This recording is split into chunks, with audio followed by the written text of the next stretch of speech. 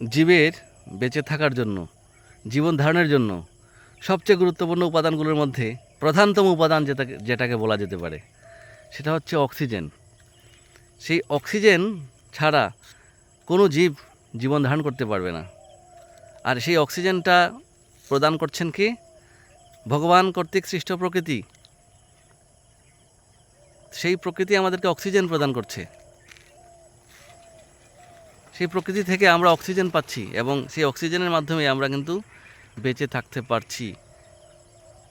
So আমাদের ভগবানের প্রতি কৃতজ্ঞ থাকা উচিত, যিনি আমাদেরকে প্রকৃতির মাধ্যমে এই অক্সিজেন প্রদান করছেন। আমরা কিন্তু অক্সিজেনের ক্রিয়েটর নই, আর প্রকৃতি এমনি এমনি তৈরি হয়নি। প্রকৃতি ভগবান তৈরি হয়েছেন। কোনো জিনিস এমনি এমনি তৈরি হয় না, নিশ্চয়ই তার পিছনে একজন ক্রিয়েটর আছেন। সো সেই ক্রিয়েটরটা কে? ইউনিভার্সাল ক্রিয়েটর লর্ড কৃষ্ণ, পরমেশ্বর ভগবান শ্রীকৃষ্ণ। আমাদের তার প্রতি কৃতজ্ঞ থাকা উচিত। আর এই সুস্থ এবং সুন্দরভাবে অক্সিজেন নিয়ে বেঁচে থাকতে গেলে আমাদের অবশ্যই তার সৃষ্ট প্রকৃতিকে বাঁচিয়ে রাখতে হবে। হরে কৃষ্ণ কৃষ্ণ কৃষ্ণ হরে হরে, হরে রাম রাম রাম হরে হরে।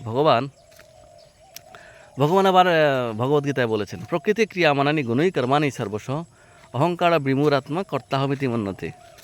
যে এর মাধ্যমে আমরা কি জানতে পারি? সারমর্মটা হচ্ছে, যিনি অহংকারী ব্যক্তিত্ব তিনি নিজেকে কর্তা ভাবেন, যে আমিই তো সব কিছু পাচ্ছি। আরে যদি আমাদের অক্সিজেনটাই না থাকে তাহলে তুমি কি করতে পারবা? নিজেকে কর্তা ভাবে, নিজেকে আমি সব কিছু তৈরি করছি, আমি সব কিছু করছি, সেটা ভেবে অহংকারে আচ্ছন্ন হয়ে পড়ে। ভগবান তাদেরকে মূঢ় বলছেন। মূঢ়, সেই সমস্ত মূঢ় ব্যক্তিরা সেগুলো বুঝতে পারে না। তো ভগবানের প্রতি আমাদের কৃতজ্ঞ থাকা উচিত এবং ভগবানের স্মরণে অবশ্যই আসা উচিত। হরে কৃষ্ণ, হরি বল।